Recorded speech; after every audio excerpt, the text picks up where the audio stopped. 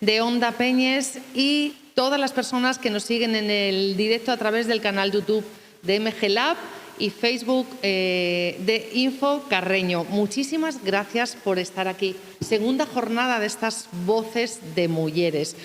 Al público que nos acompaña, muchísimas gracias por hacer a este lugar tan emblemático de la Iglesia de Santa Eulalia del Valle.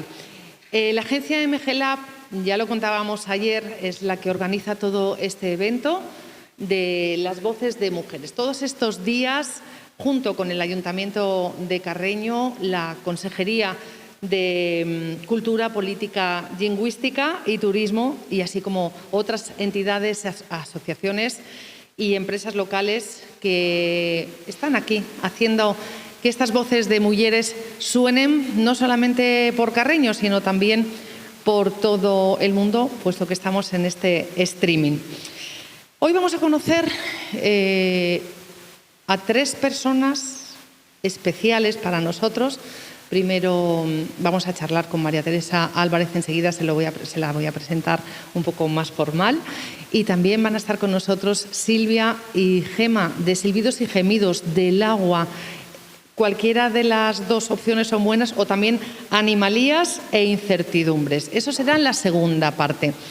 Pero vamos a conocer a otra mujer de la historia, una mujer que dejó muchas líneas escritas y sobre todo en este libro que hoy nos viene a presentar, pues una asturiana, periodista, escritora, candasina, María Teresa Álvarez. Muchísimas gracias por estar aquí con nosotros en Voces de Mujeres. Muchas gracias a vosotras por invitarme, estoy encantada.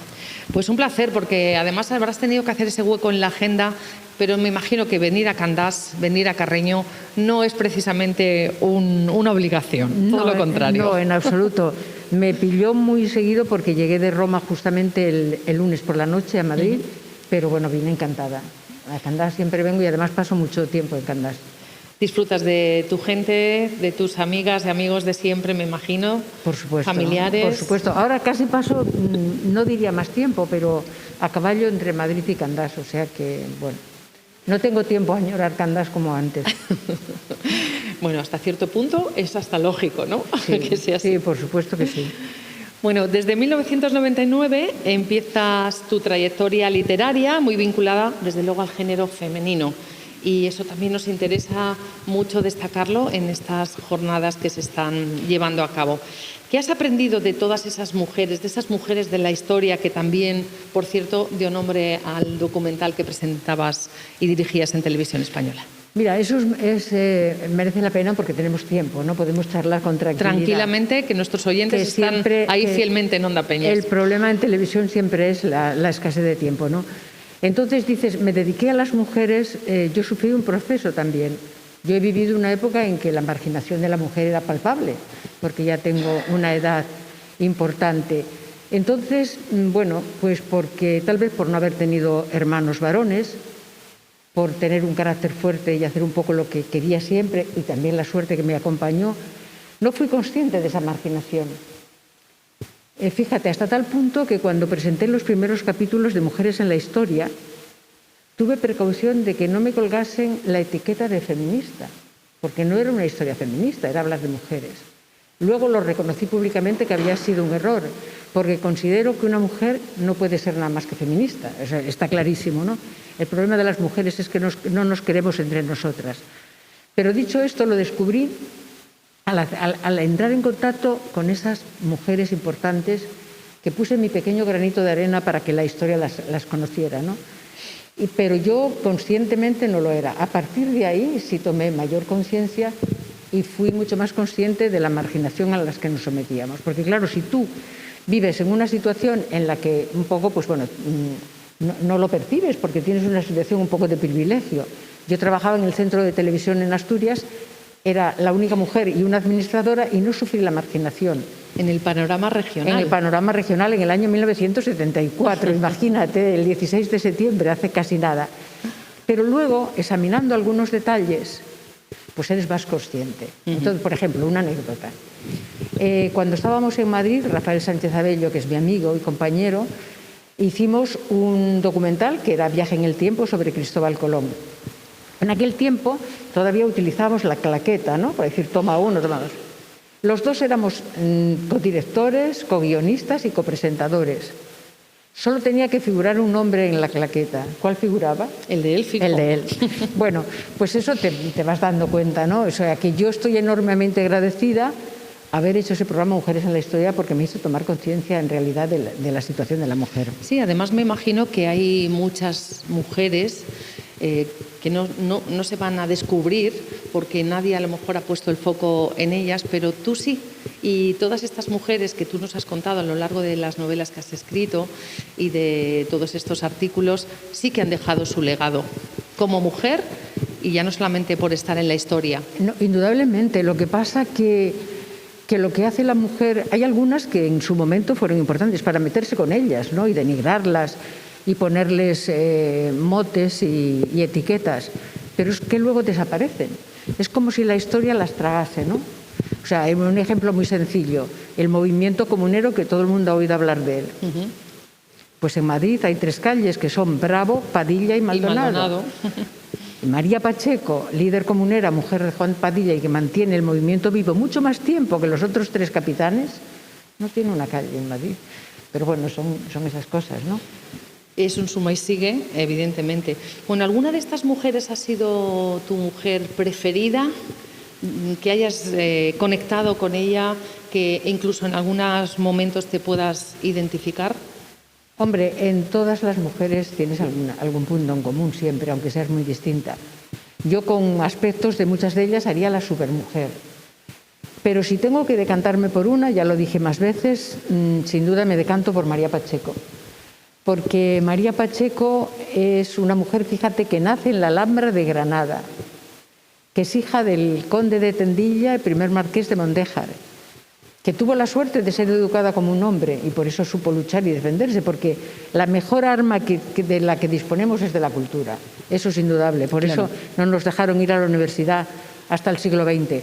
Entonces María Pacheco, que nació y que pudo haber sido una mujer importantísima en la corte, murió en la miseria en Portugal y fue la mujer más odiada por Carlos V por defender sus ideales.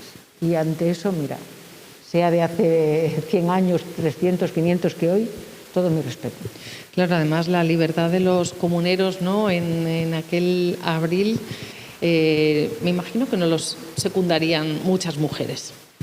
No, porque estaba mal visto y porque además no era. Lo que pasa que ella había recibido, como te digo, educación. Ella fue educada como sus hermanos. Y entonces, pues ella sabía muy bien lo que quería y lo que era justo y por lo que luchar, ¿no? Uh-huh. Y además también yo siempre en el libro de ellas mismas que hablo de ella, le busqué una frase para cada mujer, ¿no? Que me parecía que podía identificarse con su personalidad. Y ella dice algo así como: los señores ya estamos cansados de ser siempre señores y nunca reyes. No es que fuese atribuible, ¿no? Pero quiero decirte que el tener una situación y tal, pues te hace también ser más fuerte en algunas cosas. A mí me gusta en ellas mismas cuando dices mujeres que han hecho historia contra viento y marea. Sin duda, ninguna lo tuvo fácil. O sea, ninguna de las mujeres, que además ese libro lo pude hacer gracias a la serie de televisión en la que trabajé pues, todo el tiempo hasta que me jubilé, ¿no? Son 37 horas, están en la red, se pueden ver en cualquier momento. Entras en televisión y las puedes ver. Entonces, esas mujeres lo que tienen en común es que lucharon todas por ser ellas mismas. Son personas y querían realizarse, ¿no? Y en ese sentido, la verdad es que lo consiguieron casi todas. Muchas veces me preguntan, dicen, ¿por qué has elegido? Porque hay revolucionarias, hay monjas, hay santas, hay reinas, hay músicas. Bueno, es un abanico bastante amplio. La infanta Paz de Borbón, Margarita de Parma, la indiana, Urraca, reina de Asturias, el enigma de Ana, Catalina de Lancaster. Esos todos los libros. Todos tus libros. Digo, además, en televisión fueron 37 mujeres. En los documentales. En los documentales, que están en ellas mismas. Entonces, alguien me decía, digo, tengo que escribir, si he escrito sobre mujeres, si yo escribo hoy libros, es gracias a ellas. Vamos a ver, soy muy sentimental, entonces creo que yo he puesto con todo mi corazón mi granito de arena para reconocerlas. A mí me pareció una injusticia que no se supiera nada de María Pacheco, o que doña Juana de Austria, hermana de Felipe II, fue regente de este país, y yo, que me gustó siempre la historia, no me lo enseñaron. Cuando cuando estudiaba, y en fin, así la larga lista de todas ellas. Entonces, claro, tú dices, mi pequeño granito de arena, y yo digo, desde el más allá, ellas se han enterado, y gracias a la serie yo escribo libros, porque como la serie funcionó y era algo nuevo, piensa que se emitía en el año 90, y se emitió los primeros en el año 95, cuando no era tan frecuente hablar de mujeres. Entonces vinieron de varias editoriales a proponerme que escribiera. O sea, que fue la respuesta de ellas. Y bueno, y en un momento dado me decidí y lógicamente decidí escribir sobre mujeres, seguir hablando de mujeres. Y bueno, y lo seguiré haciendo mientras pueda. ¿Y la inspiración a la hora de elegir en quién centrarte para investigar, informarte? Mira, y luego, claro, las mujeres que yo he elegido, tanto en los libros como en la serie, son mujeres que tienen en común el haber luchado por ser personas, por hacer aquello en lo que creían. Son muy distintas, no tienen nada que ver unas con otras, pero todas lucharon por desarrollarse en lo que querían. Y yo creo que, no lo sé, hay muchas mujeres que podrían haber estado. Las que están se lo merecen, y hay muchas que me quedaron fuera, ¿no? A la hora de elegirlas, eso tengo en común. Y luego también, cuando hacía televisión, tenía mucha importancia el lugar y el siglo en el que habían vivido. Porque al ser en televisión tienes que el documental cubrirlo con imágenes, y como apenas dramatizábamos, pues elegía momentos que me resultase más fácil. Y en la serie todas desarrollaron su vida en España. Además, pudiendo ver estos documentales, está tan sumamente ubicada la historia, bien porque estáis en los edificios emblemáticos.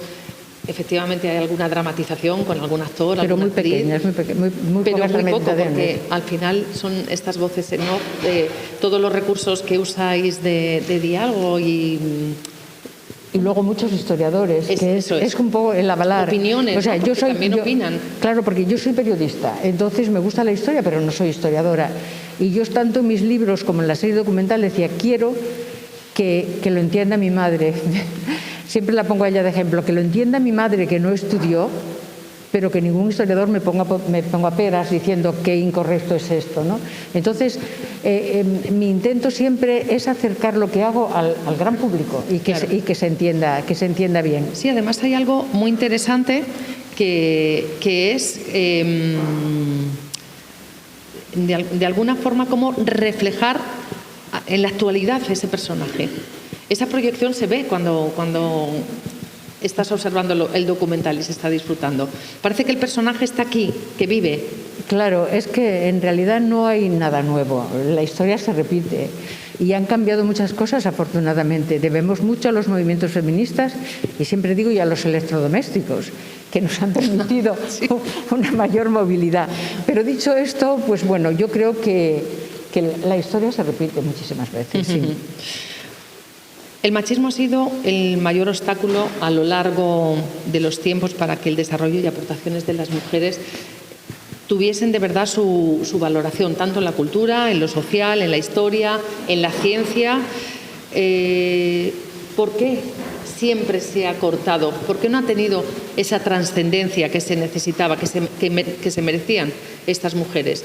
No sé, no me atrevo a decirlo 100% ahora, quizá también. No hemos llegado a la sociedad Hay un techo ideal. De cristal. No ha desaparecido, el machismo sigue existiendo. Eso es. Y yo siempre culpo de ello, culpo no del machismo, pero digo que si todas las mujeres nos quisiésemos,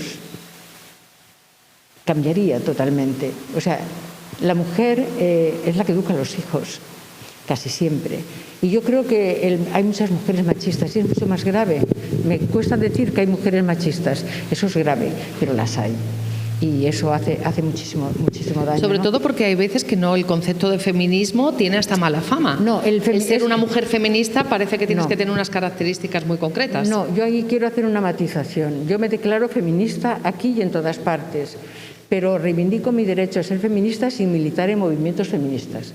Entre otras cosas porque quiero pensar por mí misma y porque por eso no estoy en ningún partido político tampoco, porque hay momentos en los que no estoy de acuerdo.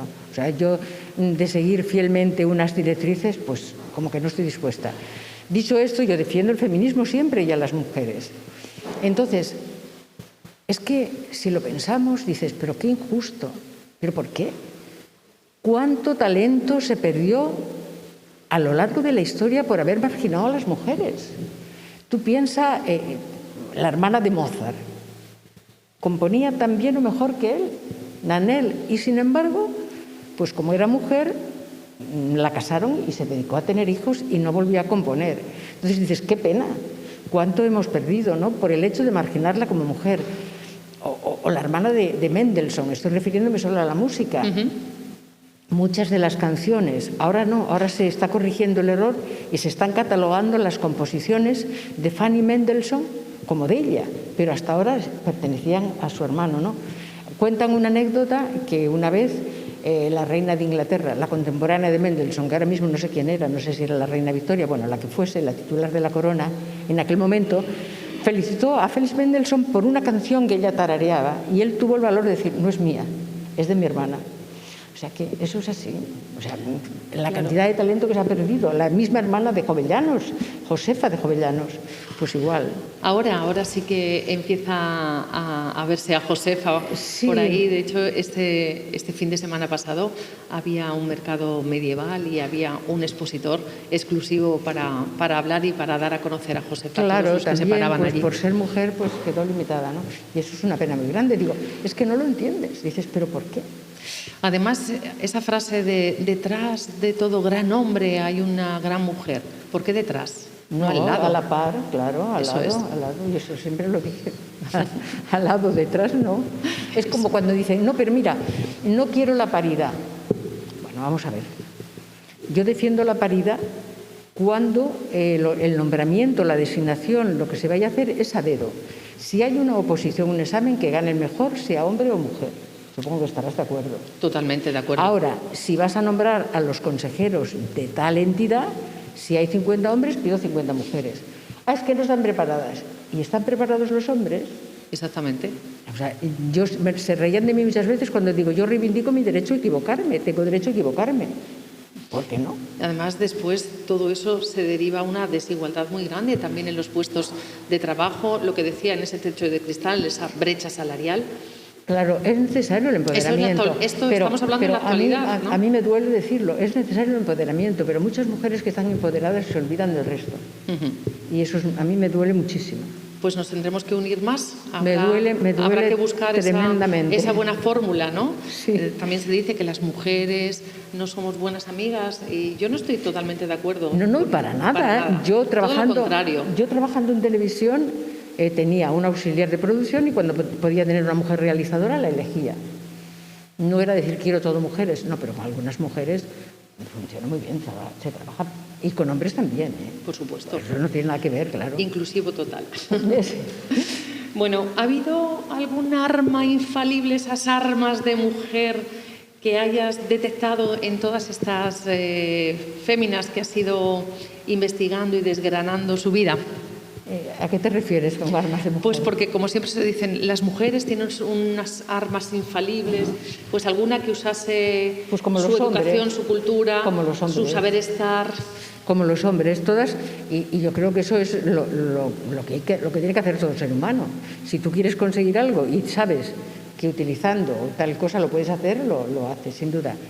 Pero pensando un poco en la pregunta que me haces, hay una mujer que no he escrito sobre ella, solamente en televisión, que es Teresa Cabarrús, que era hija del conde de Cabarrús, que nació en Carabanchel Alto, en Madrid. Fue princesa de Chimay y no se casó con Napoleón porque ella creyó que no pasaba de ser un soldadito, no lo quiso. Es de la época de la Revolución. Y Teresa Cabarrús empleó sus encantos para conquistar a sus compañeros, a algunos maridos, tuvo 2 maridos. Pero dicho esto, ella en esa situación privilegiada, que sin duda utilizó su encanto físico, su atractivo, ayudó a muchísima gente a salvarse de la guillotina, ¿no? O sea que, bueno, en fin. Bien. En todo esto, camino de mujeres, habrás encontrado algún hombre excepcional también. Sin duda. Al menos en etapas, ¿no? Al lado de estas mujeres siempre hubo algunos hombres que las ayudaron.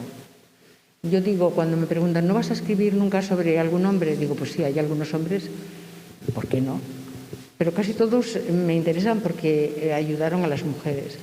Luego hay que ver que algunas mujeres que tuvieron un padre que se preocuparon de ellas en el sentido de alfabetizarlas y darles una educación, qué distintas salieron. Y estoy pensando en Emilia Pardo Bazán, que Emilia Pardo Bazán fue una escritora excelente y tuvo una formación. Es la primera mujer que organiza una biblioteca para mujeres con temas femeninos, y es porque tenía un padre que la trató como si fuese un chico, la educó. Y sin embargo, Rosalía de Castro, que es maravillosa, pues la pobre era hija de soltera, además de un sacerdote, y bueno, tenía un marido que era machista, moría tremendamente machista, que decía, lo único que tiene que hacer una mujer es que la conozcan sus familiares, no hay nada más que saber de ella que la fecha de su nacimiento y de su muerte, ¿no? Rosalía tiene algunos escritos tremendos, diciendo que vale más ser la burra de Baal que ser escritora, o sea que es tremendo, ¿no? Y examinar esos dos personajes gallegos a mí me hizo reflexionar mucho cómo la independencia, la reivindicación de Emilia se contrapone al silencio callado, resignado de Rosalía, que es tan feminista y tan defensora de la mujer como Emilia, pero no tiene medios para hacerlo, tiene muchos hijos, en fin.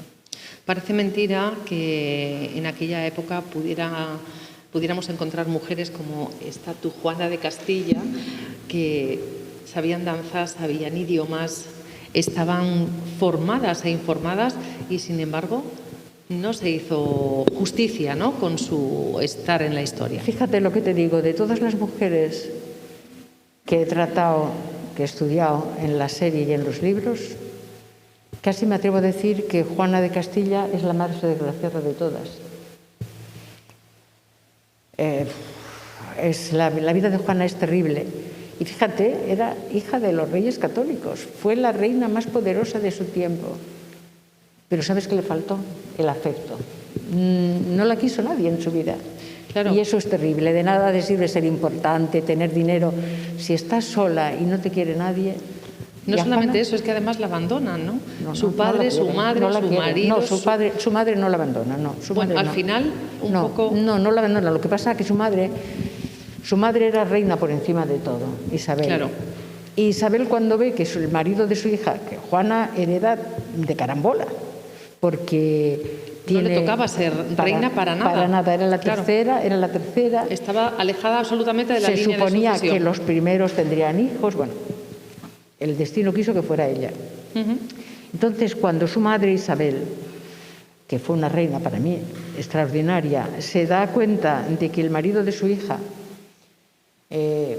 no le interesa España, tiene su corazón en Flandes, y que Juana tampoco aspira al poder, porque Juana no quería ser reina para nada, pues entonces es cuando decide que se quede en Castilla cuando nace su tercer hijo y deja que Felipe se vaya solo.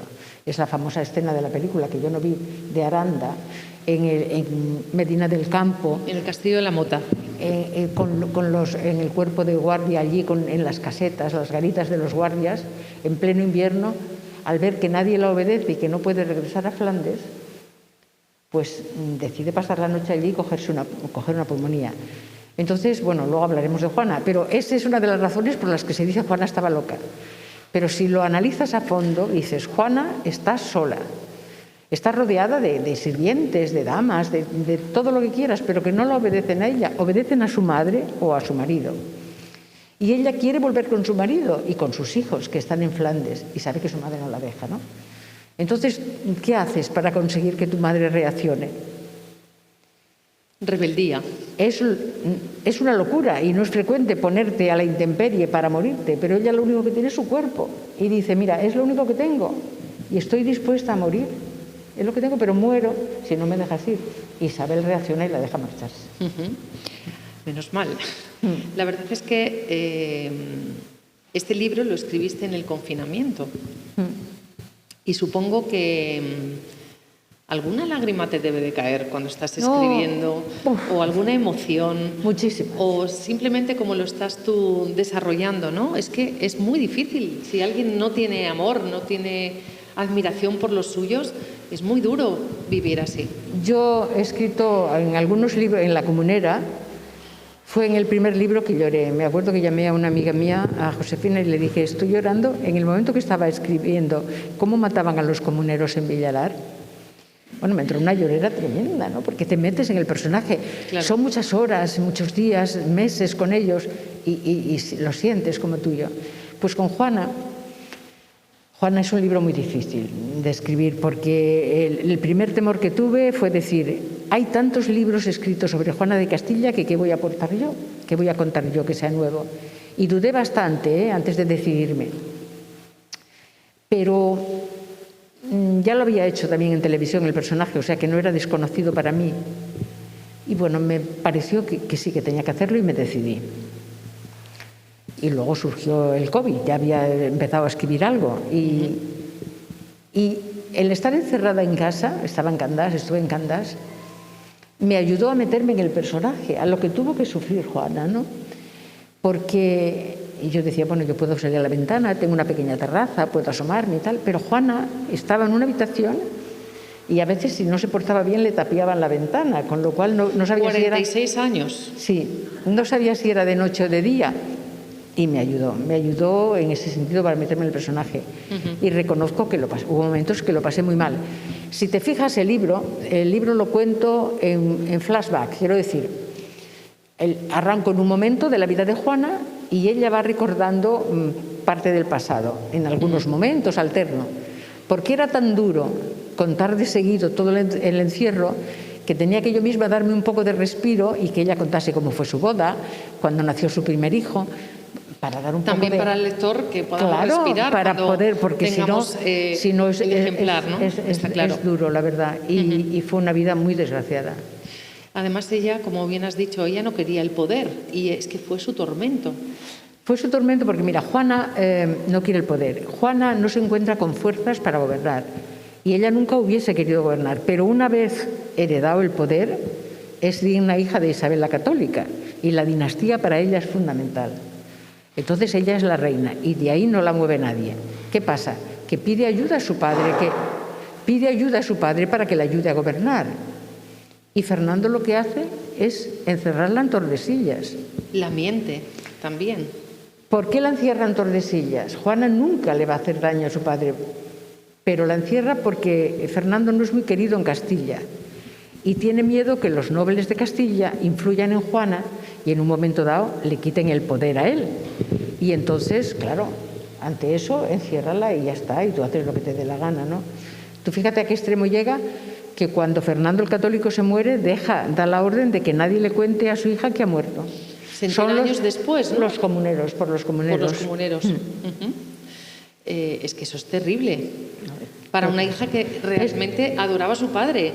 Sí, y de hecho... Y le idolatraba de alguna forma De también. hecho, tú piensas que la famosa locura de amor de Juana, que estaba muy enamorada de su marido, es verdad, de Felipe el Hermoso, no es tal, porque en un momento dado tiene que elegir entre su marido y su padre, y elige a su padre. Lo que pasa es que su padre la traiciona. A Juana la traiciona todo el mundo. Todo el mundo. Todo el mundo, sí. Es que además eso de ser abandonada, encima mienten de alguna manera porque la tratan como Juana la loca. Pero mira, yo he llegado a la conclusión. Yo en ese libro no aporto grandes datos nuevos. Lo único que hago es reflexionar sobre la vida de Juana. Entonces, vas uno por uno. Seguramente conocéis el famoso cuadro de Pradilla, que está en el Prado, que es Juana con el ataúd de su marido, con el velo al viento. Bueno, un cuadro maravilloso. Es Juana la loca. Estaba tan loca de amor que lleva el cadáver de su marido por todos los campos de Castilla y en un momento llega la noche y hay un convento cerca y Juana, porque tiene celos necrofílicos, no quiere que su marido entre en ese convento porque está regentado por monjas, la comunidad son monjas. Esto es lo que se ha contado hasta ahora.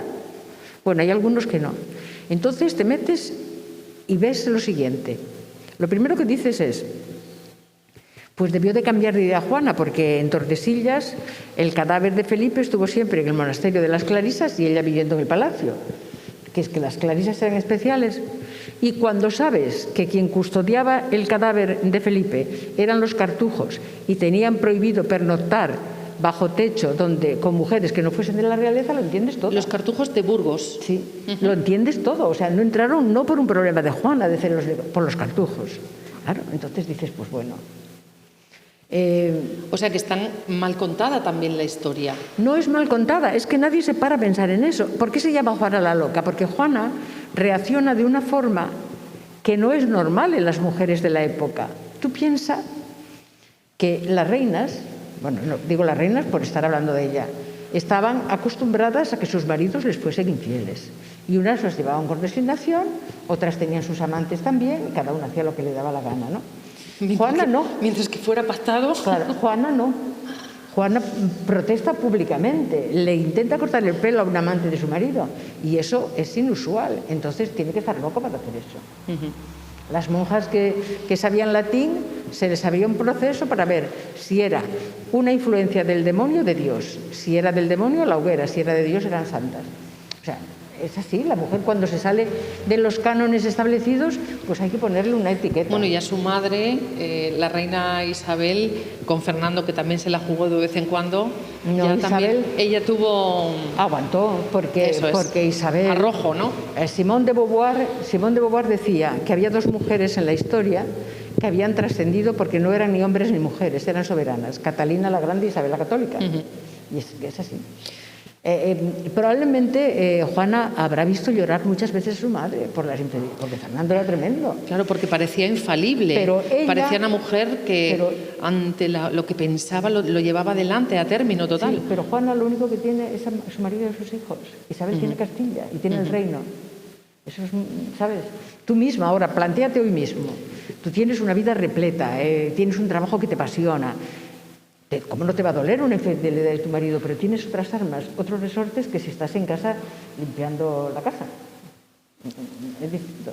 Claro. Pues Juana quería estar en hambre con su marido y con su Lo que pasa es que ella era tan reina de Castilla, Castilla por delante de todo, que yo creo que eso... Isabel, sí, claro. Sí. Isabel.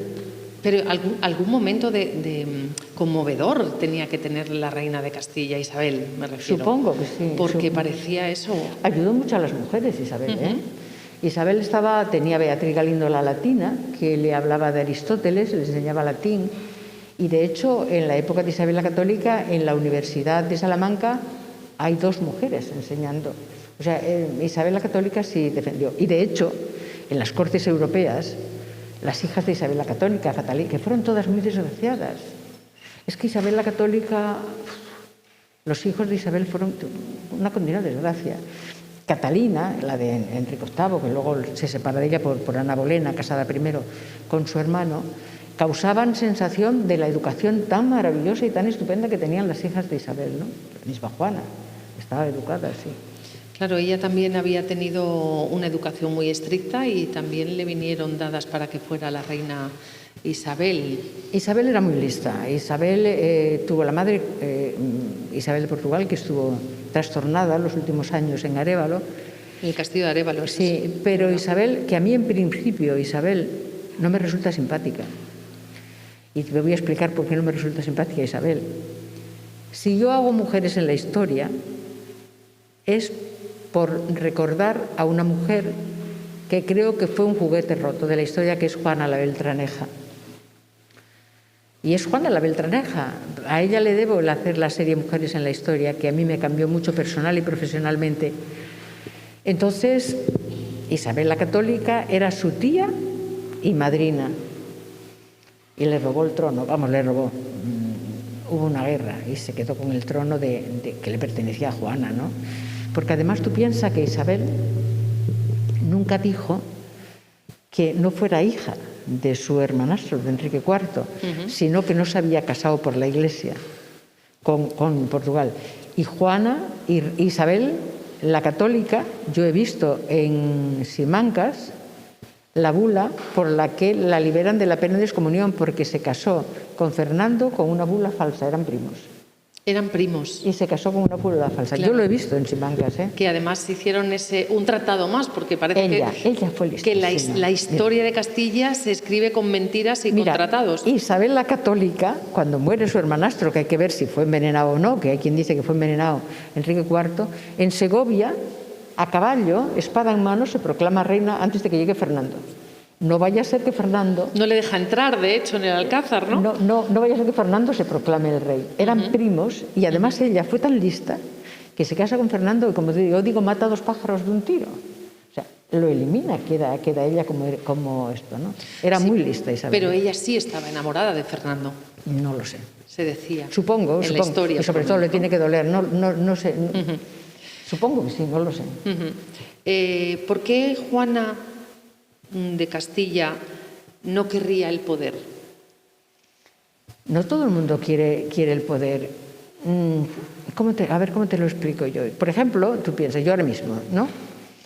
Yo no me he casado mayor, no tengo hijos, no he tenido hijos, pero yo a veces pienso, si yo fuese joven y me casase joven y quisiese tener hijos, pues quiero seguir trabajando siempre, porque si una mujer, además de tener hijos, es una persona y tiene una vocación, y si tienes la suerte de poder desarrollarla, perfecto. Pero a lo mejor yo no hubiese querido ser una directora de periódico por el hecho de ser directora de periódico, si eso me supone prescindir a una serie de contactos con mis hijos. Prefiero ser la jefa de redacción y no directora. Pues Juana se conforma con ser condesa de Flandes y no reina de Castilla, que le va a suponer un enfrentamiento con su marido, dejar a los hijos. No lo sé, pero ella desde luego no ambiciona el poder para nada. Quizá en ese concepto de Juana la loca podría tener alguna, no sé si enfermedad neurológica, algo que le hiciese tener una depresión grande por ese desamor continuo en su vida. No lo sé, yo creo que Juana no estaba loca, lo que pasa que después de estar encerrada 40 años hay 1000 pruebas de que no está loca. Mira, cuando los comuneros la van a ver y le dicen que le devuelven la corona, que ella es reina, Juana no acepta y algunos dicen, es que está loca. No, es que Juana quiere el trono para su hijo Carlos, a pesar de que la tiene ya encerrada.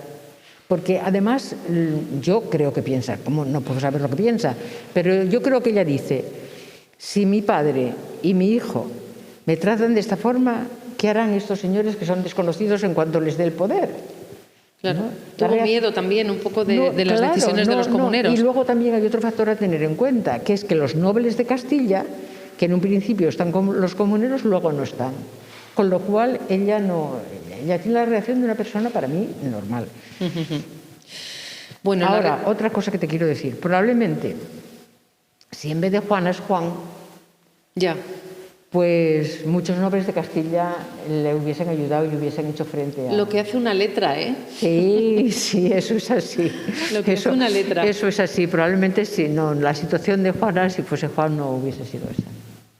A lo mejor lo hubiesen matado, vete a saber, porque hubo asesinatos, pero encerrarlo 40 años.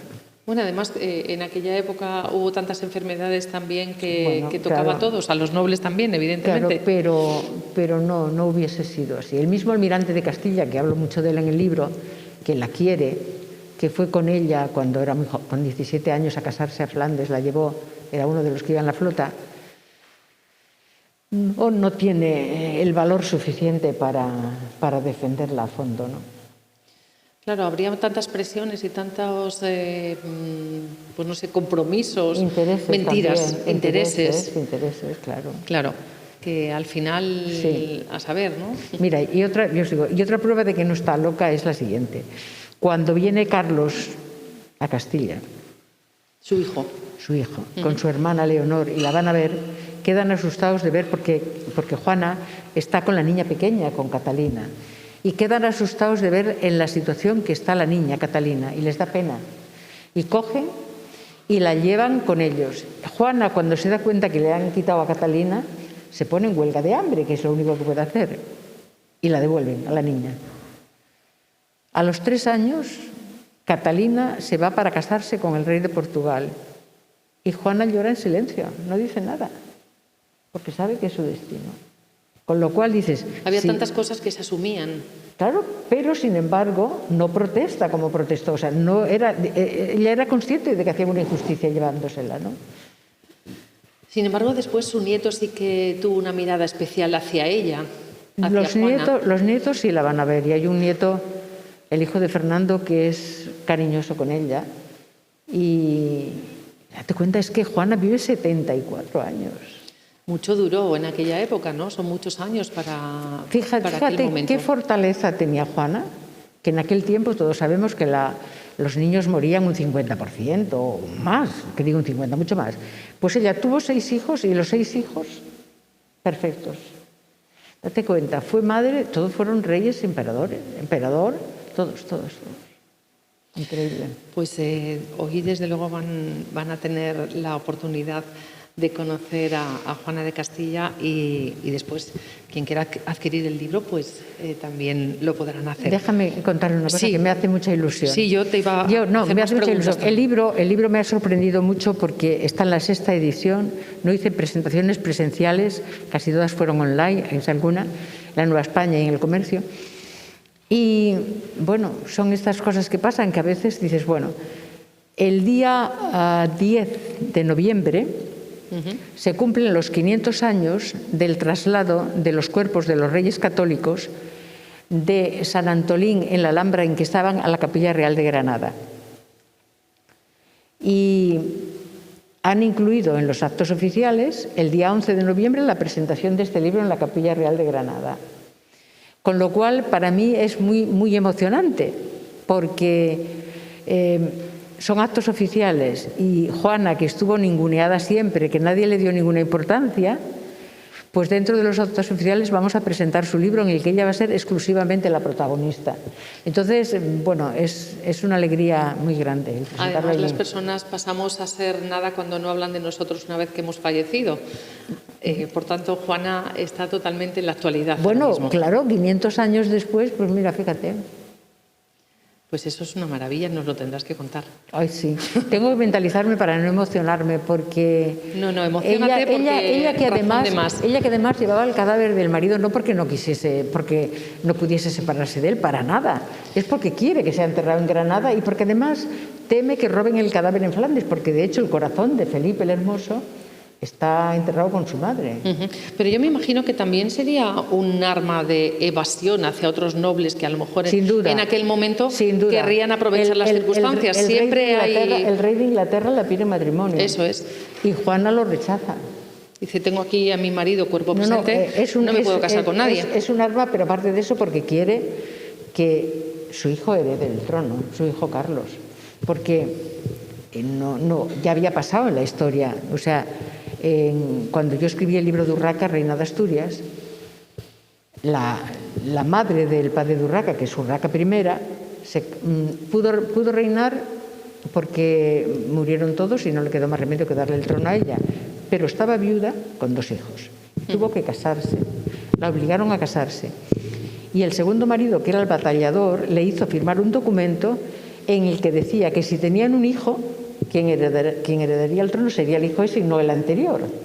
Con lo cual, hombre, no sé si Juana conocía esa historia del pasado, pero corría el riesgo de que si se casaba con el rey de Inglaterra y tenían un hijo, y es muy probable porque ella tuvo varios hijos y era muy joven, pues se plantease ese problema y ella no quería, ¿no? Es increíble, la verdad es que es todo apasionante. Te trasladan pues todo lo que vas escribiendo aquellos momentos. Yo quería darle un poquitín de vuelta. Tenemos a Juana ahí en reposo ahora mismo y vamos a centrar un poco en nuestro ámbito, estas mujeres rurales. El Día Mundial se celebra mañana, por supuesto aquí en Carreño se va a celebrar a todo lo grande, ¿no? También todas estas jornadas que estamos haciendo. ¿Tú crees que este futuro inmediato ya de las mujeres, cómo, si tuvieras que escribir, imagínate dentro de X años que pudieras escribir y dirías, hombre, pues en 2021 allí en Carreño las mujeres rurales hacían esto, ¿cuál es tu visión? Hombre, no conozco a fondo, no sé que algunas cosas, ¿no? Yo creo que la vida en el mundo rural tiene mucha importancia. Yo, urbanita, creo que es dura, pero no, el paisaje, yo podría venirme a un sitio y estar aquí 6 meses sin moverme tranquilamente escribiendo. Para mí el problema, que lo decía cuando veníamos, es que el coche, para mí yo el coche lo odio, o sea, no quiero saber nada de coche, entonces no puedes estar aquí sin tener un coche, pero hay 1000 actividades que se pueden hacer. Ayer en nuestra tertulia que compartimos con unas cuantas mujeres decían eso, ¿no? Que la independencia primera que tenían todas era porque habían conducido tractores o coches y eso les daba muchísima movilidad, por supuesto al día de hoy mucha más. Yo creo que lo que es el crear, a las personas que nos gusta crear, el vivir en un medio rural y el contacto con la naturaleza nos ayuda, o sea, favorece muchísimo. Yo me imagino sentarme en uno de estos valles tranquilamente, sin tener frío, que ya no tengo frío, que antes me quejaba de frío. Ya has entrado en calor, ¿eh? Te has adaptado aquí a la iglesia de Santa Eulalia. Sí, pues entonces lo haces mucho mejor, más relajada, ¿no?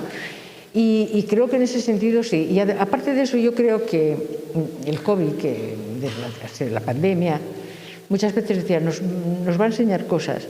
Yo creo que no hemos sabido aprovechar, y porque desde luego podríamos haber sacado muchas enseñanzas de los momentos difíciles que vivimos.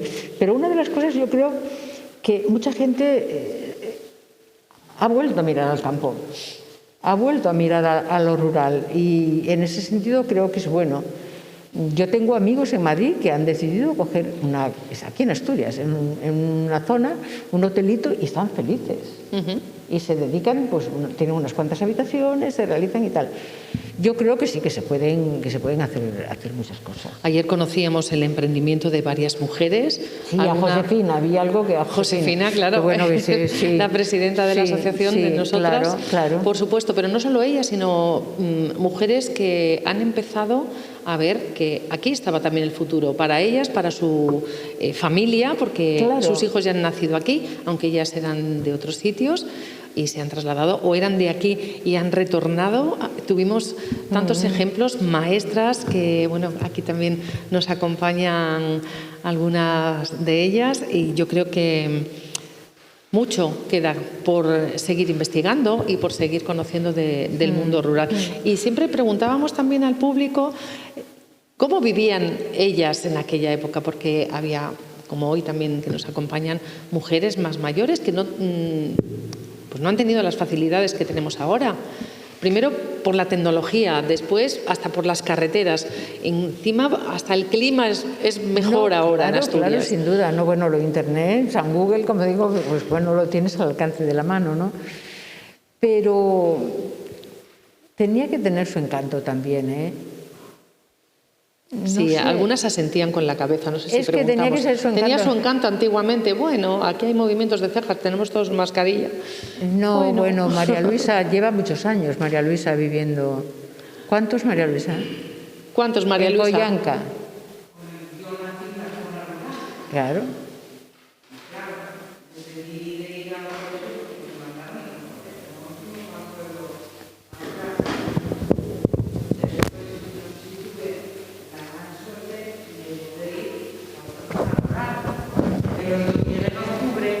Te van a acercar un micrófono, María Luisa, porque no se oye, y si no, nuestros oyentes... Llegué en octubre y sin comunicación a 6 kilómetros. Y bien céntrico que es hoy. Pero lo primero que hice pues fue utilizar el carné y sacar el carné y independizarme de una forma que pudieras ir y venir tú sin depender de nadie. Independencia, ¿verdad? Importante. Y sin embargo, no, la gente no va al campo. Hoy es difícil que los jóvenes encuentren una mujer que quiera ir simplemente a la ganadería y a eso, ¿eh? Sí, pero es verdad que, como apuntaba María Teresa, empieza a ver... Hay que tener mucho amor propio, Teré, para ir a donde tienes que estar. Ya, pero bueno, quiero decir que... Y la convivencia del hogar, que llegas y encuentras pues la suerte de un suegro y una suegra, sin problemas, pero hay que convivir. Ya, pero esos problemas puedes tenerlos en otro sitio igual. Yo creo que, para mí, si yo ahora fuese joven, ahora mismo digo por el coche, pero a mí no me importaría nada, pero pues depende a qué te dediques. Lo de un hotel a mí me parece una idea, me seduce. Las casas rurales me parece una cosa preciosa, o tener un taller de pintura o alguna cosa de estas, porque antes, como tú decías, las mujeres, no aquí, en Candás, cuando iban a la escuela a los 10 años fuera, porque tenían que ir a la fábrica de conservas. No, si de Candás iban a vender el pescado, decía mi suegra, caminando, entre ellos la madre del piragüista.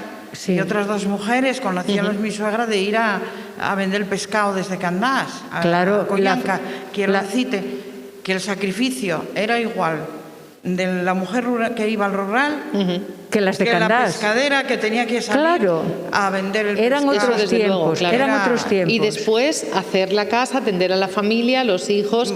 No había lavadora, que como Claro, decía María Teresa, los electrodomésticos nos Claro. pusieron un poquitín Todo. también la facilidad, ¿no? Claro. de poder Bueno, vivir. yo la facilidad que tuve, estoy dando gracias porque nuestros padres sí nos enseñaron a trabajar, pero si había un viaje podíamos ir al viaje, a donde fuera y como fuera. Siempre nos llevaron de viaje. O sea que yo tengo una hermana que ahí está y antes de casarse recorriera ya toda España y estaba hablándote de que hay 53 años que se casó. A ver, que nací en la zona rural y estoy metida en la zona rural con un amor propio ya de vivir allí, ¿no? Pero es duro. Es duro. Sí, algunas... Y hoy está claro. Y sin embargo, también tiene otras ventajas. Porque yo me imagino que yo no soy... Mi familia, a pesar de que yo soy de Candás, mi familia no está relacionada con la mar. Están relacionados, como decimos, con la aldea, porque de la zona de Gozón. Y yo siempre digo que sí es duro, pero lo que es despertar y despertar en el campo, a despertar en un sitio entre 4 paredes, en una ciudad que no ves nada. No, eso ni lo imagina más que el que lo vive. Ayer nos Porque comentaba yo si despierto Montse a las 5 de la que mañana, si despierto a las 5 de la mañana salgo al corredor. Sí. Y al amanecer, Ay, verles Claro. les pegues comiéndoles nueces estos Pues días, fíjate. que había 6 en un ozal allí delante de la ventana. Eso es pero una no me pasada. dejen una, ¿eh? Sí, Eso lo que no nos se ve comentaba todos los Montse. días. Dice, he visto todas las gamas de colores Claro. desde Eso no se la ve casa, todos ¿no? los días. Eso es precioso. Hombre, lo que sería muy interesante en la zona rural, que yo no sé, desconozco, es un poco, igual que pasa en las ciudades también, pero que no lo es, el formar grupos. Sí, El bueno, por eso está la comunicarse, Asociación de claro, Mujeres, claro. las Claro. asociaciones vecinales que tienen esos cometidos también Sí, para pero un poco el intercambiar, no sentirte A veces sola. nos sentimos un poco cómodos, ¿eh? Y somos poco participativos. El no sentirte sola con las dificultades, bueno, yo qué sé. Eso es, y Pero además... yo creo que el mundo rural sí tiene futuro, ¿Eh? que tiene futuro el mundo rural. Por aquí Sí, dicen, ¿no? hacen Trabajando así... tiene futuro todo, ¿eh? ¿Eh? Trabajando tiene futuro todo. Pero hay que Trabajando. doblar, ¿eh? Habiendo trabajo. Bueno. Cuidado. Cuidado. ¿Alguien nos Sí, queríais ¿quieres- decir algo por sí, ahí? Sí. Sí. Pásale el micro. Mira, de Gracias, esta María manera Luisa. espontánea hacemos Sí, también claro. que las personas aquí presencialmente nos Bueno. intercambiamos. Sí, yo quería aportar algo muy importante que me gustaría decir aquí. Yo soy de Madrid, me casé y me vine a vivir aquí. Y la verdad que llevo 30 años viviendo, estoy encantada, pero es porque la gente de aquí del Valle me acogió de maravilla. Por algo Me será, ¿eh? enseñaron muchísimas cosas, que es el compartir, que creo yo que es lo más importante de la zona rural. Luego yo dejé de trabajar porque sí que es verdad que tenía 2 hijos y el tener que ir a desplazarme, pues mis hijos tenía que buscar una persona que los cuidara. Es un hándicap muy grande. Pero yo valoré el aportar a mis hijos una vida rural, una vida tranquila, que iban a aprender mucho más al estar yo trabajando. Cuando has dicho antes, María Sí, Teresa, lo de del las trabajo, preferencias, sí. pues me sentí identificada, yo dejé mi profesión totalmente. Ahora tengo 61 años y me encuentro que mis hijos ya tienen sus carreras, ya están preparados para trabajar y yo ahora estoy un poco perdida. Pero para mí es muy importante haber vivido aquí en el Valle de Carreño 30 años, los que me quedan. Mi marido es un profesional de las ventas, viaja por toda Europa. A él no le ha prohibido totalmente nada vivir aquí, mis hijos tampoco. Entonces estoy encantada en la zona rural. ¿Qué profesión tenías? Yo era administrativa, secretaria de dirección y luego llevaba una empresa de marketing. Pues no estás, se puede buscar cosas, no te sientas perdida, hay 1000 cosas que hacer. Sí, Claro. sí. 1000 cosas que hacer, de verdad. Pero ¿sabes qué pasa? Es un nuevo inicio para ti, ahora ya no tienes esas... Claro. Bueno, ya no eres cuidadora de tus hijos, ¿no? Sí, además yo soy una persona muy activa, pero ahora me apetece disfrutar de mi casa, porque yo he estado llevando a mis hijos continuamente como si fuese un taxista, a jugar al fútbol, a montar a caballo, a inglés, a matemáticas, porque yo les hemos dado todo lo que ellos han necesitado. Claro. Qué bien. ¿Entiendes? O sea, ellos Pues tú son ahora felices. a todos sí. Claro, ellos son felices. Mi hija dice que jamás se va a marchar de aquí. Tiene 28 años, ¿no? Entonces, bueno, pero yo lo que quiero es que sepáis que la zona rural para mí tiene un valor añadido. Yo soy madrileña, toda la familia mía que viene por aquí y ve donde vivo dice que es un privilegio vivir donde vivo, pero quiero hacer hincapié por toda la gente que tengo aquí alrededor, que es la que ha hecho que yo siga viviendo aquí feliz, porque si a lo mejor Qué bien. vivo muy bien, pero no tengo los amigos que tengo o los vecinos que tengo, pues Ya. no sería tan feliz como lo soy ahora, ¿no? Afortunada. Entonces, Tú También. fíjate, en Madrid, donde yo vivo, en el edificio donde yo vivo, pues llevo viviendo allí por 20 y tantos años. Y conozco 2 o 3 y vivimos como 100 y no conozco a nadie. Y eso me da mucha pena porque yo soy de un pueblo y me gusta conocer Ayer a la gente. también Es todo tan impersonal. Claro, pero en la tertulia también decían que había cambiado mucho la zona de Carreño, que ya no se ayudaban los vecinos tanto, que cada uno buscaba un poco más su independencia, aunque haya ciertos momentos y se comparta, pero no era como antes. Señalaban un poquitín todas las personas que vivían por el concejo, Claro, ¿no? pasa en todas partes. sí, pero Pasa en yo todas creo- partes y lo que tú dices, en un edificio no sabes quiénes son tus vecinos. Claro, pero por eso en la zona rural o en Candás mismo es más fácil conocerte en los sitios pequeños. Más cercano todo. Ha crecido muchísimo. Yo cuando vine hace 30 años no había lo que hay ahora. Y mis hijos hacíamos los cumpleaños, que están aquí todas las mamás con las que he compartido muchas cosas, en la cual había los cumpleaños de mis hijos y de los de ellos eran de 19 y 20 niños. O sea, es difícil. Y eso en un Madrid o en una ciudad a lo mejor no lo tienes. Ya. No, Entonces sí, yo estoy encantada. Yo quiero decir que la gente se anime, que venga a la zona rural. Sobre todo esta zona es una maravilla y que se aprende muchas cosas. Y sí, se vive muy apuntábamos feliz. que encima dentro del mapa del Principado de Asturias, Carreño en mejor situación no puede estar. Para mí es una maravilla. Así de claro. Qué bien. Mar, montaña Todo, y todas las ciudades Se puede hacer de alrededor. todo. Qué bien. Bueno, muy bien. A ver, María Teresa, vamos ¿alguien más quiere...? Ah, vale. Bueno, está ahí el micrófono, ¿eh? Con hacernos un gesto nosotros ya vamos aquí mirando las dos y cualquier cosa. Pero a mí me gustaría preguntarte, María Teresa, ¿qué contarías si tuvieras que escribir una novela donde tú fueras la protagonista? ¿No? Yo dejo Mujer mucho- en la historia, No, yo María de- Teresa no, Álvarez. mira, yo dejo mucho de mí en los personajes que escribo. Claro, te identificas. No precisamente con los No por tu vida, protagonistas. sino Mira, por ejemplo, sentimientos, ¿no?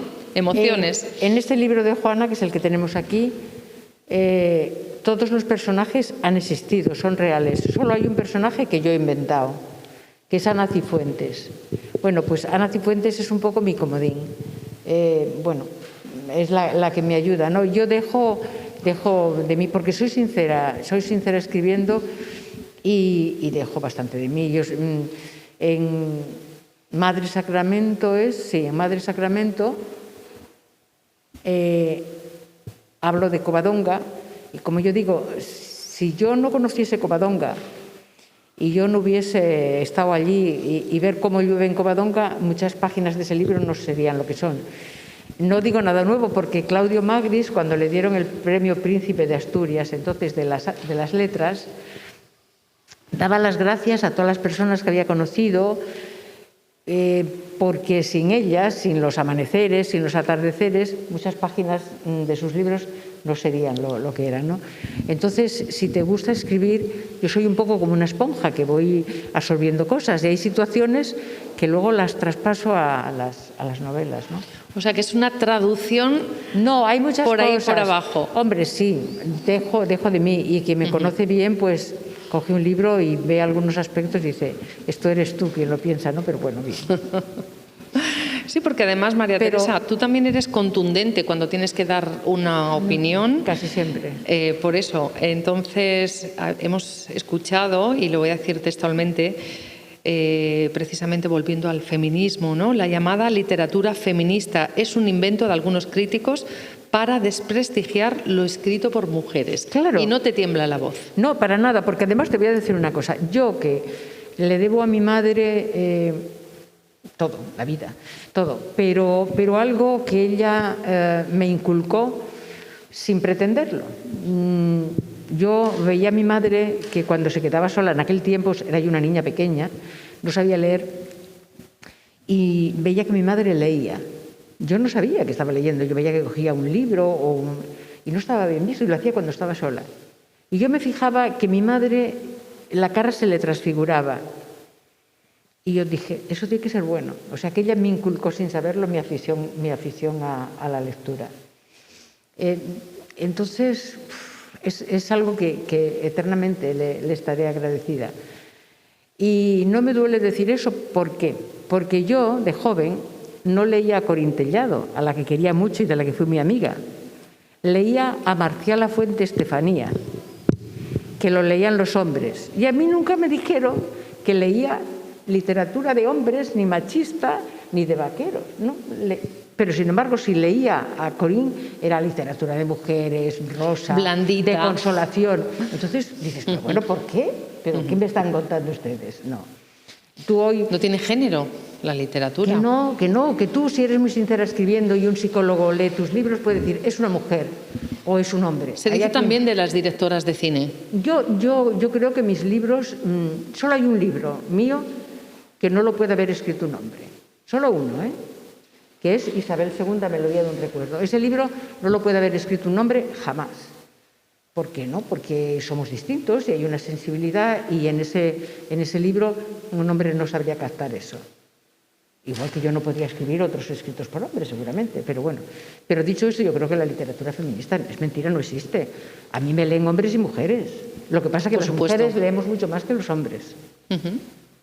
Bueno, empatizamos más con la lectura y precisamente nuestra Juana de Castilla o otras mujeres, de repente te ves, pues no lo sé, por la educación también que hemos recibido. Recuerdas a tu abuela diciendo, oh, pues este carácter, la mía que era castellana, este carácter que tenía mi abuela, ¿de dónde le viene? Bueno, pues algo por ahí. Era una mujer también que tiraban para adelante de la familia, y muchas de ellas enviudaban muy jóvenes. Y no les quedaba otra. Hombre, lo de sexo débil es un poco ya desfasado y nunca fue auténtico. El sexo débil habría que ver, ¿no? ¿Quién es el sexo débil? Pero bueno, entraríamos en muchas discusiones. Pero mira, a mí me gusta, aparte de que me gusta la historia, bueno, y me gusta escribir, quiero escribir sobre mujeres. Y quiero escribir sobre mujeres por varias razones. Primero, porque me interesa dar a conocer nombres de mujeres que fueron importantes, que quisieron ser ellas mismas. Porque como mujer me interesa tener memoria existencial. Es decir, yo quiero saber que las mujeres hicimos todo siempre. No hay nada que haya hecho el hombre que no lo haya hecho la mujer en inferioridad de condiciones. Eso es así. Entonces me interesa. Luego, como mujer, me resulta mucho más fácil meterme en el alma femenina, en los comportamientos femeninos. Y luego también por otra razón. La historia en general ha estado escrita por hombres. Muy bien, perfecto.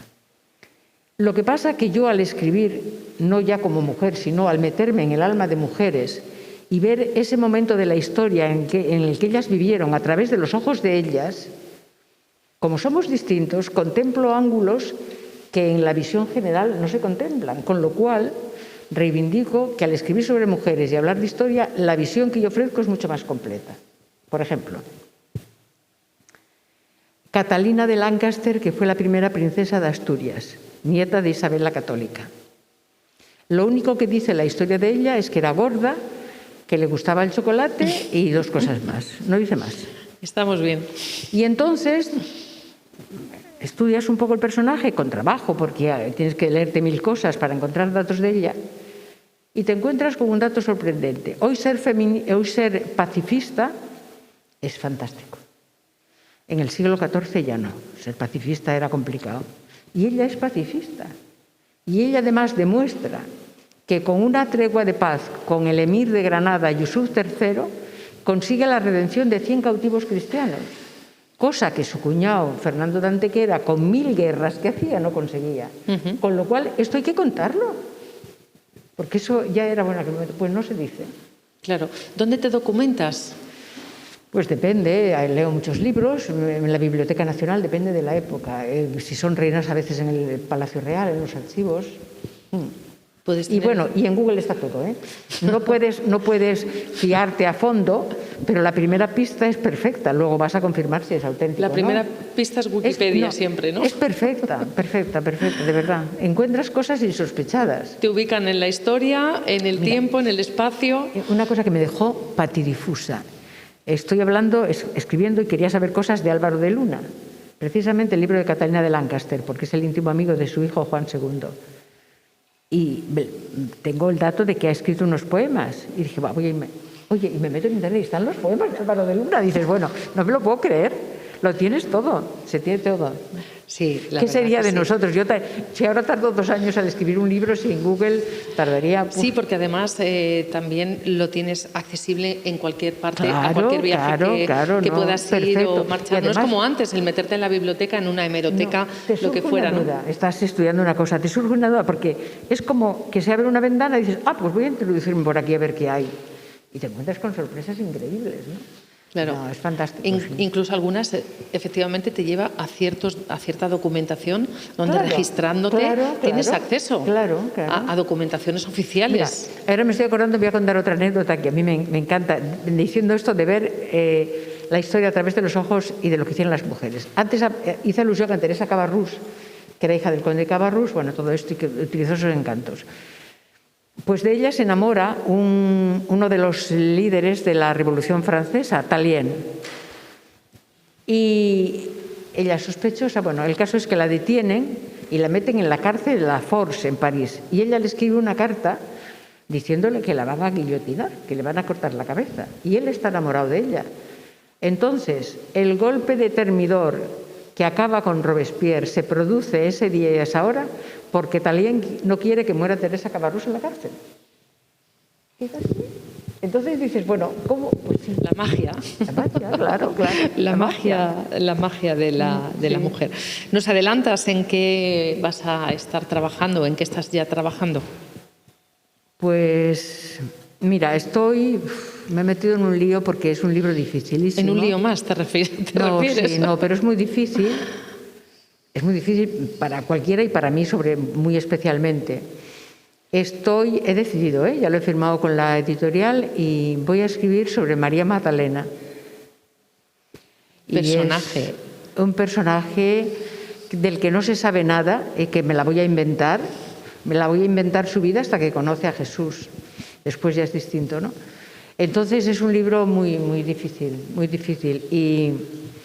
Pero voy a decirles una cosa, María Magdalena, bueno, espero que me ayude María Magdalena y Jesús también, pero el día de Santa María Magdalena, que es una mujer a la que yo admiro muchísimo, que si alguien ha sido ninguneado por la historia y por todos ella, porque María Magdalena fue la primera discípula, es la que conoce la resurrección, y a partir del siglo IV se la ningunea, tiene un papel importante en la Iglesia, entonces... siempre se la ha tachado de prostituta, ¿no? Y no es la prostituta, de eso ya han rectificado, la Iglesia ya ha rectificado. Entonces, el día de Santa María Magdalena, que es el 23 de julio, me dieron una alegría inmensa. Yo, cuando intento en otoño voy siempre a Roma y escribo 4 artículos que publico en la Nueva España los domingos. Los 4 primeros domingos de otoño escribo un artículo cada domingo. He publicado con los 4 de este año, el último sale el domingo porque volví el lunes y dejé uno hecho. Son 40 artículos. Bonitos sitios de Roma distintos y tal, con fotos. Y mi editorial me dijo, hoy son preciosos, ¿podríamos editar un libro con los artículos? Y yo, fíjate, sería ideal, qué maravilla.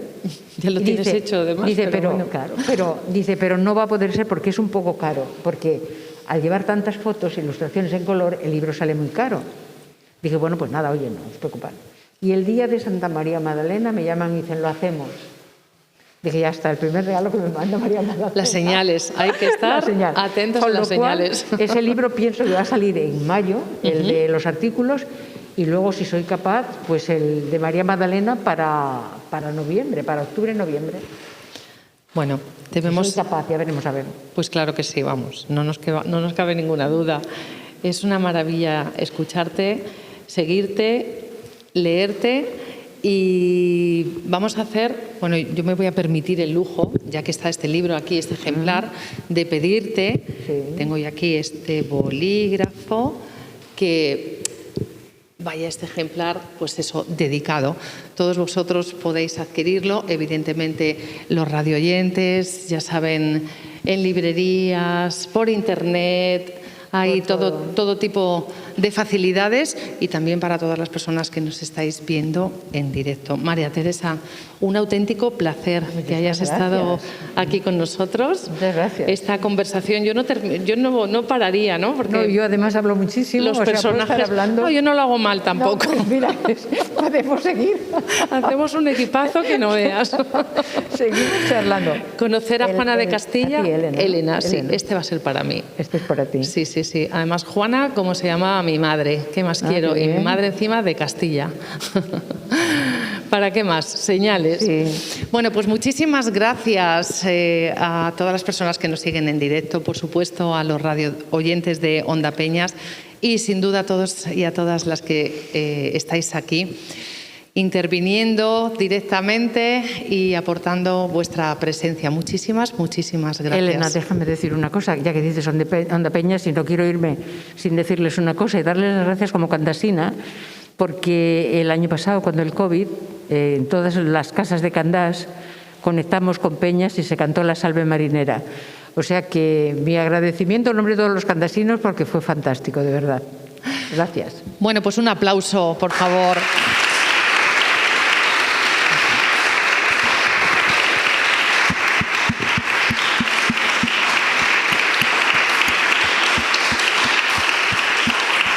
Enseguida continuamos con el programa que está establecido. Silvia y Gema del Agua, Silbidos y Gemidos estarán aquí con nosotros. Hasta ahora.